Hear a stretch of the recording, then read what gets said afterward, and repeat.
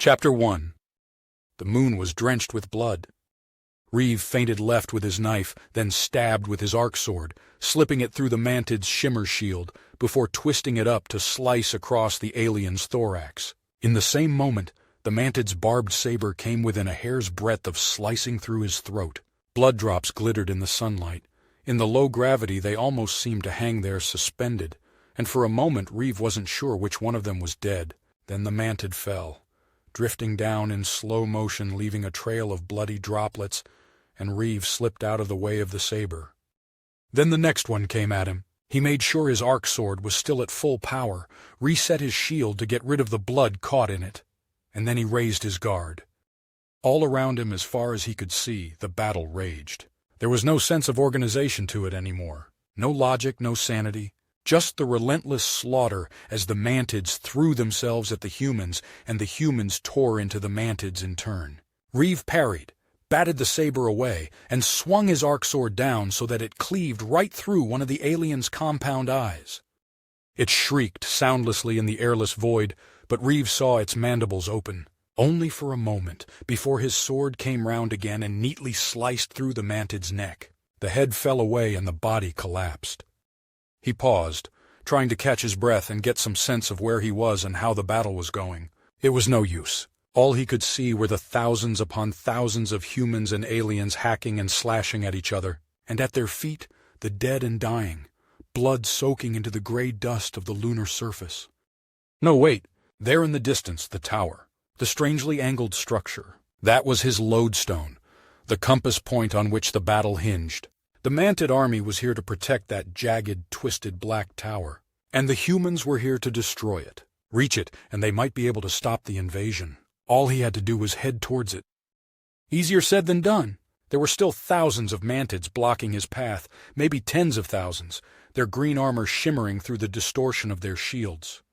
Reeve glanced up into the ever-dark sky. There was Earth shining blue. That was his guiding star today. That was what he was fighting for, to make sure that it was still there tomorrow. He also caught a glimpse of the naval battle going on overhead. Lights flickered, engines burning as the two fleets jockeyed for position.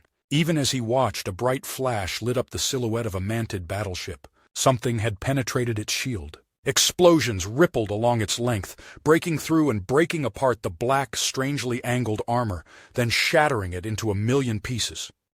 One of the pieces, vast as a skyscraper, came streaking down out of the void, trailing fire, falling towards the battlefield. Reeve could only watch, enraptured, as it impacted the surface. A wall of dust swept across the battlefield, enveloping human and alien alike. With no air pressure, he barely felt the shockwave, but for a few seconds the entire universe was swallowed by the dust, and he could barely see beyond the end of his arm. Silhouettes moved, and a mantid came at him, almost taking his arm off before he cut open its thorax, spilling out its guts. Another charged from his left, and he struck it down, then another, and he hacked and kicked his way through them, never knowing where the next one was coming from, unable to see if there were even any humans left around him. With no air to support it, the dust settled quickly. A minute later, and visibility was doubled, and Reeve saw that he was surrounded by nothing but bodies and blood. Then the rest of it cleared, and he saw the chaos still raging around him. Particles of dust were caught in his shield, creating a haze effect. He reset it, and in the second it was down, another mantid came at him. The serrated saber flickered with arcing energies, the anti-field that allowed it to cut through shields. Expecting to feel the resistance as the arc saber forced through his shield, the mantid overreached. It almost sliced straight through Reeve's chest, but he managed to twist out of the way just in time. In the same moment, his shield reignited, trapping the arc saber's hilt between his arm and his chest. The mantid's face was only a few centimeters away from his. Reeve saw the two pairs of small binocular eyes between its compound eyes focus on him. He could have believed that they looked at him with malice or disgust or even fear. But to him the four obsidian flecks were as blank as the void of space. He managed to get his arm between them and slide the blade of his arc sword across the mantid's throat. It collapsed, writhing as its life drained out of it. To his left, another swordsman had fallen and was desperately parrying the mantid hacking down at him. Reeve went to help, but before he could take 2 steps, the swordsman managed to deflect the mantid's saber so that it buried itself in the rock and kicked up, shield striking against shield to knock the mantid away. The swordsman managed to regain his feet. Then he was torn apart in an explosion of gore. The projectile left a streak of red behind it as it ripped through 2 more swordsmen and one of the mantids before passing away over Reeves' head. Arc rifle. Basically just a railgun that launched an anti-field generator wrapped in a steel shell. Reeves saw the mantid just ahead of him, wielding the bazooka-shaped weapon. He charged, boots digging into the lunar dust. The mantid was reloading. It would only carry 3 or 4 shots. It was simply too complicated to engineer a projectile with an anti-field generator to make them any smaller or any lighter, and the raw materials too rare to waste on a single-use device except for the absolute best marksman. The mantid had already killed 3 humans, which was 3 more than most managed. Reeve had to stop the alien before it fired again. But he was too slow. The mantid was already raising the arc rifle. In the moment of clarity that comes from looking straight at death, Reeve calculated the odds. Then, he leapt off the ground with the strength that only low gravity could grant him. The mantid would kill him either way, but at least this way, when the shot passed through him, it would fly harmlessly up into the night. Staring down the barrel of the gun, Reeve prepared to die. There was no flashback, and no sudden wave of regrets for all the things he'd never done. The only thing in his universe was the muzzle. A fraction of a second before the mantid pulled the trigger, a struggling pair of combatants spilled into it, grappling and wrestling, shields flashing as they slid off each other. They were quickly gone, but not before the arc rifle was knocked aside. Even though there was no atmosphere, Reeve could have sworn he felt the projectile as it sped by him. The mantid was already drawing its serrated saber, but too late. As Reeve completed the graceful parabola of his jump, his sword sliced down, passing through shield, armor, carapace, and flesh. He landed in a crouch as the 2 halves of the mantid fell apart. Looking around, he found himself in a brief eye of calm amidst the swirling mass of combatants. The battle plan had been to land in the craters 10 kilometers east of the tower, where the defensive batteries couldn't target them, and tie down the defenders with 2 flanking attacks from the north and south, while the main spearhead tried to punch straight through the center. However, there had been many more mantids than expected. The battle was now a bloody free-for-all, with the formations dissolved into thousands of individual duels. The mantids didn't seem to have much concept of squad tactics. They just threw as many bodies at the enemy as needed to overwhelm them. For now, it seemed to be working. Another searing flash above caught Reeves' eye. The pieces of another ship plummeting towards the moon's surface, although this time far from the battlefield. He couldn't tell whether it was human or mantid, but either way he doubted Earth's fleet was winning the engagement. Humanity had managed to make up some of the technology gap between them and the aliens since the first mantid attacks.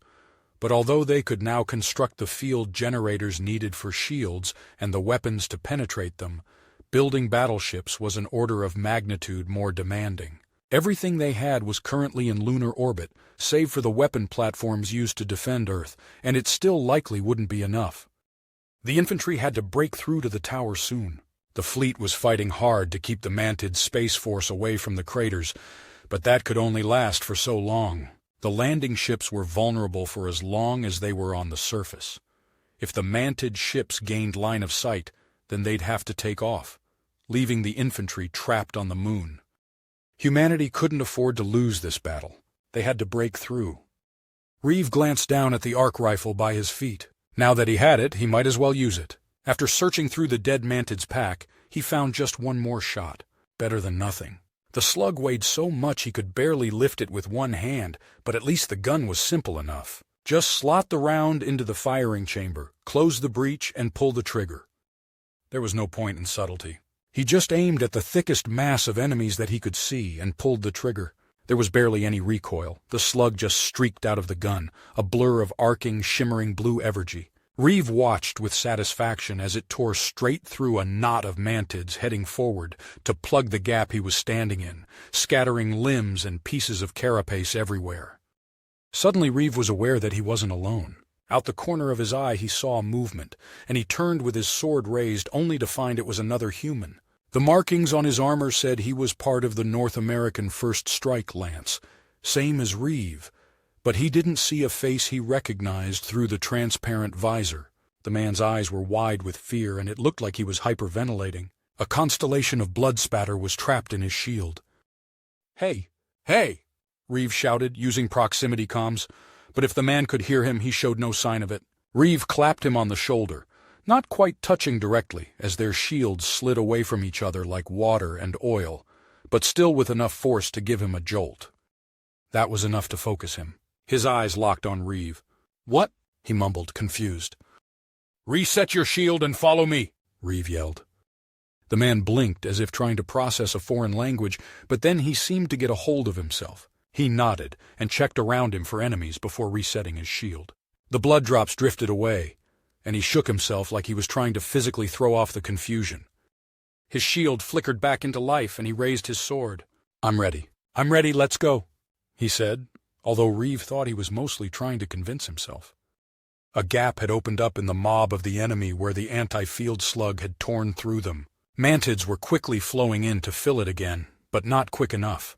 And Reeve wasn't the only one who'd noticed the opportunity. A dozen swordsmen charged at the Mantids, hastily trying to reassemble their formation, Reeve right at the front of them. On such a vast battlefield, it was a laughably small effort. But still, as Reeve smashed into the nearest Mantid, he finally felt like the tide was turning in their favor. As they cut down one alien after another, they seemed to actually be making progress for a moment. Then he saw the fresh wave of Mantids heading towards them. He deflected a wild swing by an arc saber, and severed the arm holding it, then shouted for the other men around him to disengage. They were about to be swamped. If they didn't pull back, they'd be brought down by weight of numbers. Except disengaging was easier said than done. Even with an arm missing, the Mantid facing him continued to press the attack. Reeve backed away, trying to gain space, but the Mantid was still pushing, without a weapon now, but still determined to drag him down before it succumbed to blood loss. It knew as well as he did that in a few seconds' time the melee here would swing in their favor again, and if it was going to die, it intended to make sure he went with it. Then Reeve saw it. It must have looked like another star at first, twinkling in the distance, in his field of view, but not in focus, not with the alien right in front of him trying to bring him down. He couldn't miss it now, though, big and growing bigger by the second as it came over the horizon.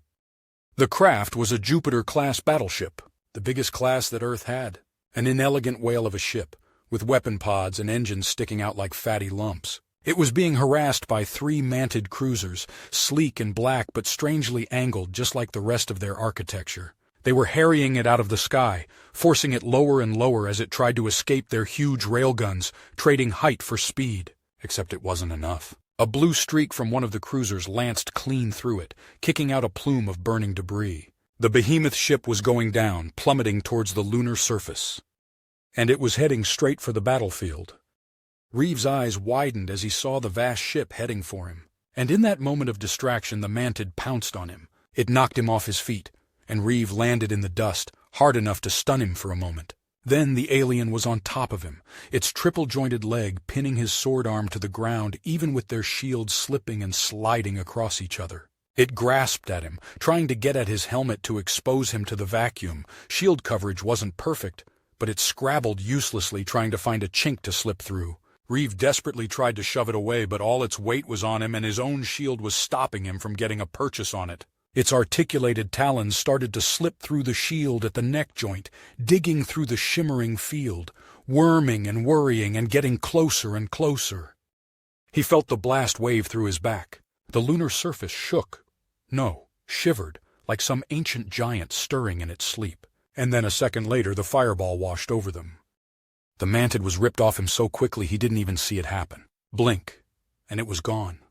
And all the universe was fire, raging above him where the black void had been a moment earlier. Even though his helmet was still sealed, he felt like he was struggling to breathe, the physical force of the explosion pushing down on his chest. His shield could stop the debris from penetrating, but not the heat or the pressure. It felt like a freight train passing over him, and only his armor kept him alive. If he hadn't been lying flat, it would have picked him up and thrown him away like a piece of straw in a hurricane. And then just as suddenly it was gone. Reeve lay there, hanging on the edge of consciousness, staring up. Bit by bit the dust began to settle, and he found himself covered in a layer of fine powder. almost like he was buried alive. Struggling for the strength to move, he managed to reset his shield, and suddenly everything cleared again. Just in time to see the colossal shadow one of the manted cruisers pass overhead. In that moment, dazed and disoriented, Reeve could only think of the first time he ever saw one of those ships. He'd been 11 years old, and almost oblivious to the fear gripping running across the world as the then unknown objects headed for Earth. He remembered his parents arguing over whether to leave the city. His dad wanted to go, but his mom didn't think there was any point when they didn't know where the objects were going to make landfall. All the scientists could say was that the objects were on course for Earth and slowing down. He'd been playing in his grandparents' backyard in Long Island. At first he thought the noise was a plane taking off from JFK Airport, but it got louder and louder. Then the wind started coming from the east across the ocean. He remembered every detail. His shirt rippling in the gale, the fine hairs on his arms standing on end. Then the shadow passed overhead, far above but so vast that it felt like he could reach out and touch it. He remembered opening his mouth to scream, and hearing no sound but the roar of the ship passing overhead. He'd stood there in shock for what seemed like hours, until he'd seen the smoke rising from Manhattan. The dark sky shimmered. Reeve blinked. Then he realized that his shield had completed the reset. Above him, the manted cruiser was struggling to gain orbit again, but getting so deep into the gravity well of the moon had been a mistake. Fire rained down from the stars above, from ships too far away to see. Some of it missed, disappearing out of sight, and some of it slashed through the cruiser and smashed into the battlefield below, along with a shrapnel spray of debris. The cruiser started to yaw, and for a moment Reeve was afraid it would come down right on them, but with leaking atmosphere trailing from its wounds it passed out of sight over the horizon. Then he looked round towards the tower again, and saw the wreckage of the battleship. What was left of it, at least. It lay like a sea monster's skeleton on the shore, hull blown away entirely by the explosion, only a few ribs of its internal structure left sticking out of the surface. The impact had carved out a furrow several kilometers long and at least a kilometer wide. There was a path to the tower. Reeve could see it there, stretching out before him, a road paved with broken bodies and those yet dying, human and manted alike, but they had a route through the enemy line now. He wasn't the only one to realize that. As he retrieved his sword, he heard the order come through from General Nakamura himself. All forces receiving the message were to head for the gap created by the fallen battleship. All reserves elsewhere would be committed to ensure the enemy were pinned down, keeping the route open. They were to get to the tower at all costs. Reeve started running. There was no way there was any meaningful reserve left to commit, and any moment the mantids were going to pick themselves up and start reforming to plug the gap in their lines. The best chance they had right now was that the alien command structure was nowhere near as efficient. It took longer for their army to react to a situation as it changed. Reeve had a theory of his own. They weren't used to their victims fighting back. Their technology rendered them all but invulnerable. They'd never needed to develop any tactic more sophisticated than charging straight at whoever they wanted dead. And you don't need much organization for that. If they wanted enemies that didn't fight back, they shouldn't have come to Earth. He shook the dust off his sword and started running. His armor augmented his strength slightly, but not by much. Most of the energy it had was needed to run the shield. Even in the moon's low gravity, he was starting to tire. The battle had been going on for hours now, and he was fairly sure he had a hairline fracture on one of his ribs. But he was going to run until he reached the tower, or until he dropped dead. There was hardly anyone ahead of him. Very few of those who'd been that close to the crash had survived, and fewer still were in any state to run. Outlines of the fallen lay all around, entombed by the dust. One of them stirred suddenly, shaking the dust away and resetting their shield. Reeve almost decapitated them before the shield blinked out, repelling the dust and revealing the human being beneath. He tried to stop and help, but the swordsman pulled away and waved him on. There wasn't time. Someone had to get through to the tower. In his path, a mantid trying to get to its feet, drunkenly stumbling on all 6 limbs. Reeve cut through it without even slowing down, slicing it clean in half where the thorax met the abdomen. He was covering the ground fast, less gravity to drag him down here and no air to hold him back. There was an art to running in low gravity. And although Reeve had never quite mastered it like some of his squad, he could do it well enough. They'd spent long enough training for it in Earth orbit. The trick was to run on the toes and make sure most of the force was directed backwards rather than upwards. Some people got it better than others. To his left, to his right, Reeve could see other swordsmen sprinting flat out. One of them misjudged his step and ended up 3 meters off the surface, wasting valuable seconds drifting back down. Earth's last hope. That was what the recruiting posters had said. The United Defense Force, the joint effort by Earth's nations to defend the planet from the mantid attacks, was a conscript army that drew from across the entire planet. But the swordsmen, the elite trained with the small amount of anti-field weaponry Earth could manufacture so they could carry the fight to the enemy, they were all volunteers. Racing across the surface of the moon, thousands of humans and aliens tearing each other apart all around him, the endless night of space above him split by the lances of titans. Not for the first time, Reeve wondered what the hell he'd been thinking when he signed up. What could a regular guy like him possibly do amidst all this? What he'd been trained to do. He'd passed selection trials designed to whittle down the best soldiers from all over the planet to the few thousand needed for the strike force. Firearms, zero-G and low-gravity combat, and of course martial arts both for both unarmed fighting and bladed weapons. If not him, then who else? He could see the mantid line closing in on the gap, slowly, sluggishly, but as inexorably as the Red Sea flowing back in after Moses passed. In a moment the door was going to slam shut on Earth's last chance to win this battle. Reeve was near the front with a handful of others, and maybe a few hundred more of humanity's finest coming up behind him. There were thousands of the enemy charging towards them from either side.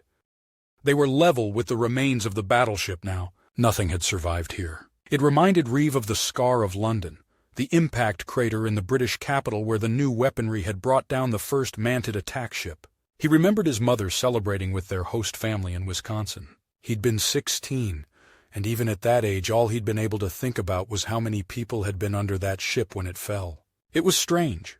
War had made most people more callous. With so many dead, what was 100,000 more? Yet it had done the opposite to Reeve, made him aware of every person's story when before he'd never much thought about the world outside New York.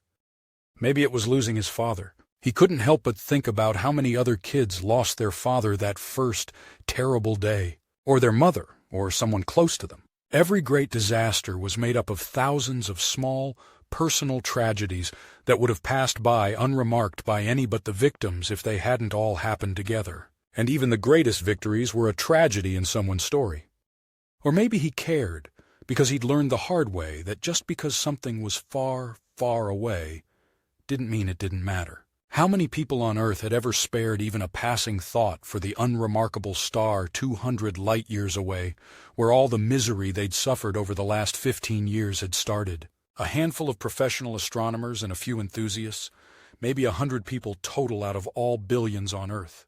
Would it have made a difference if humanity had put serious resources into the search for extraterrestrial life? Probably not. But if it could have, they'd never know now. And everyone had paid the price for that ignorance to one degree or another. Reeve realized he'd taken his focus off the battlefield.